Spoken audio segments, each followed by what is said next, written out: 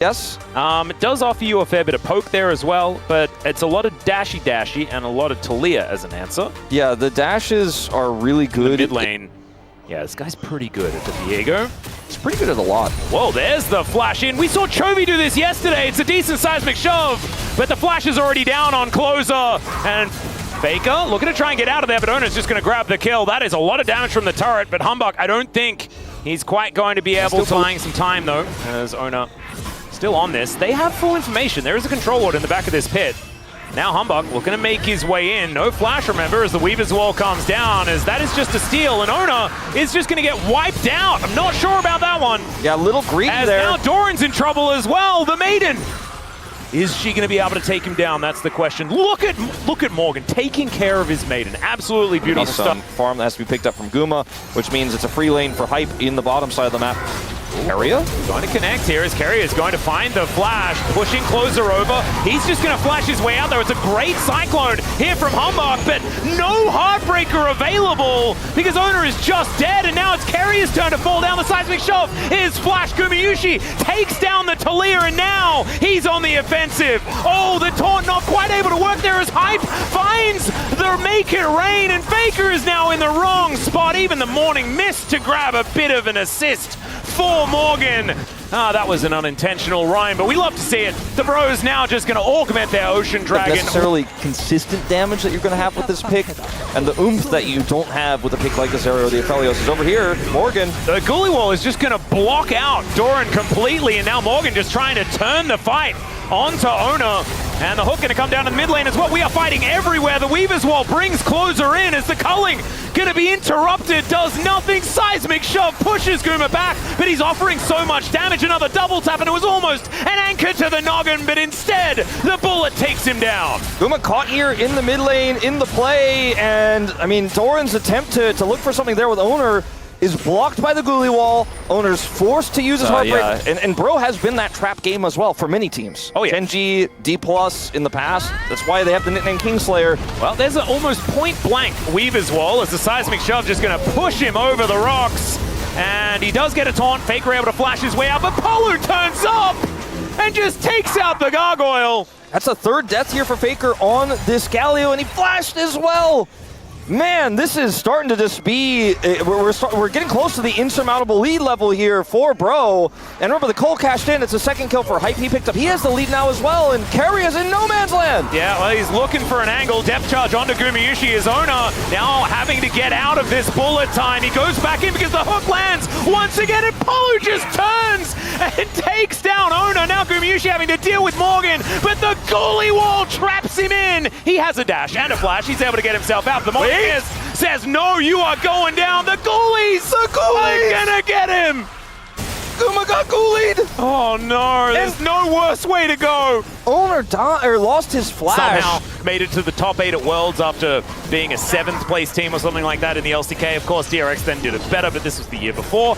But he was playing Camille, going like 0-3. He's 1-0-1 in this game, but going like 0-3 and then still winning the game by playing split push better.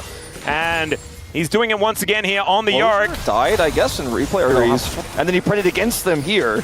Well, I mean, you put in all of your work to try and take down the team that's in the top 3, and then you let it slip against the Bros. We've seen it so many times before, but that wasn't the reason why. It's just that DK just loses to T1. That's just how it goes. Ona going to come on over and smite away the blue buff. Nicely done. I mean, they're going to get this turret here, and the Herald may not even necessarily need this charge for it, but they will use it just the same. I think they get a second, whichever way you slice it, as Doran's looking for a flank. Oh, this just in, by the way. If the Bros do win this, we will actually have a call set up with Dagon as a hook.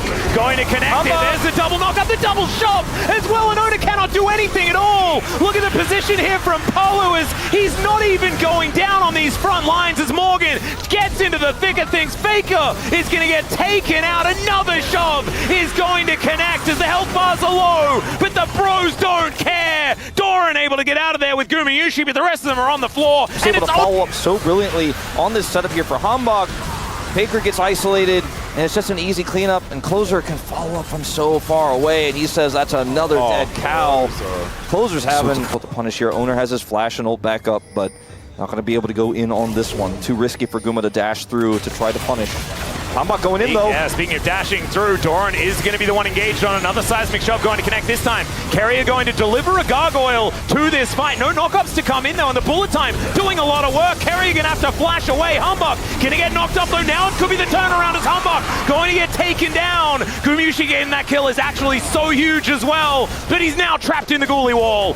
And Ona looking for an opportunity. Seismic shove going to get heartbreaked. And bro, they do lose their jungler.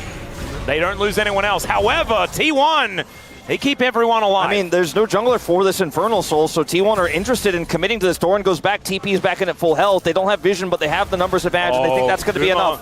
Guma's very far behind. However, they don't spot him as he moves over. Hype going to be able to clear out some vision. I don't think Bro should commit to this. They don't have ult on Misfortune. There's not a whole lot of damage here. I mean, you don't have to go for this fight. Absolutely. Just back away, bro. There is absolutely no reason to toss this in. And that is going to be, in fact, bounty gold. Time going can. T1 have to come in and check. They have to come in. Doran's going to be the guy who comes over and checks. Dragon has not been started yet. Yeah. Oh, back to come in from Faker. He's got teleport available. There's the flash pole as Polu now looking to lock down Ona. Hype moving on over though. He's got a great position as Gumyushi with the culling, but they just take down the Viego, and Guma is below half health. Hype flashes for it. Guma's able to get out, but he's not doing any damage, and I say it and it's a lie. It's Morgan that takes him down, and now Doran and Faker against the world, and the world, ladies and gentlemen, is Bro. And they're just going to walk down mid and end it. Who needs an Infernal Soul? Closer says, get off that Dragon, Hanbok. I don't need it. Well, he's not able to wall Doran in, but I don't think this Sion is going to be able to stop. Never mind. That Sion can stop him. He just flashes on top of him, and he dies. I mean, I don't know if they're going to be able to defend even so, but that's a lot of damage gone. And yeah, I don't think they win here. Yeah, I don't think they win here. They're just going to pull back here and buffing it all up. They've got so like 49 stacks on those pedals. And what I want to talk about is the most important thing here for Bro, as Closer is just going to get picked off and destroyed. That is called a Fnatic Rush, ladies and gentlemen. We've seen this one before. And T1 are able to take down a very pivotal part of the Bros. So no Baron to be taken here. I think Bro need to make a very decisive call here as to what they're going to do. Keria is unseen. I think Bro might actually just have to back out of here. Well, they're just going to start the Baron. They have full information through the Bros. As there's the hook, bullet time going to come on through. It does so much damage, but now Carrier finds the backline. It's another headbutt onto Hype as they just take out the bottom lane. T1, they're really good at setting up for Barons. That has not changed, and they are going to be able to take this purple worm off the map. I mean, T1 just straight up hide on bush. Kill Closer, go to Baron, and Bro, do not track Carrier. That's a play from Carrier there where if you're not aware where the Alistar is, you probably shouldn't try to channel like that. You probably shouldn't try to look for that freebie. Like, oh, they're all in the Baron pit. I'll just set up this cone. Because if Carrier shuts you down and dumps you into 5 T1 players, you're not going to have a good time. T1 now completely in control of the map here. There's so much standing gold you mentioned, plus bounties here. Yeah, and the gold lead and a loss on the Baron. People. Just calling Misfortune before he even goes in. And he knew, and then just calls the Baron. And so T1 now going to even things out. It's not completely even, but 3,000 gold at 33 minutes into the game means basically nothing. You can see the Bro hump, which was the gold graph, is going to take a little bit of a turn south here for T1, who continue to take down these turrets. 3,000 gold on the Red Bull Baron power play. Now, Bro do have really good wave clear, and they have Infernal Soul, and they have Otacon Infernal Soul. So, you know, this is not going to be T1 just getting Baron and then getting a freebie win in terms of getting all these standing gold on the map. They got some of it. Elder in 3 minutes, Wolf. Yeah, they got some of it. Elder's in 3. The question is who can control vision before that Elder spawns. Things would look so different if close below T1, but they need to be so careful. Like, right now, pushing up this far when you don't know where anyone is scary! Well, the flash out from the headbutt pole as the train comes through. It's blocked by Polo as this time Hype's position is pretty good. Knock up onto a clone, though, and now the re-engage for the Bros.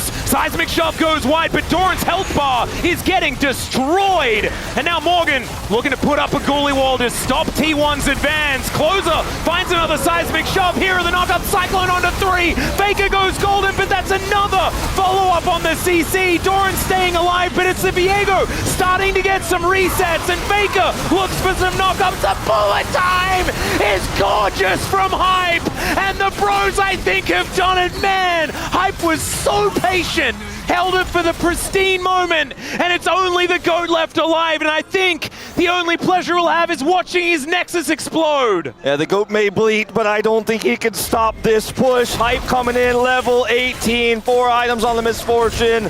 A late ultimate, but the one he was looking for, and T1 will finally fall in a grueling 3-game series. First it was BNK, now it is the Bros that have taken down T1. Nexus turrets falling, nothing Faker can do to stop the eventuality of the Bro win. And they do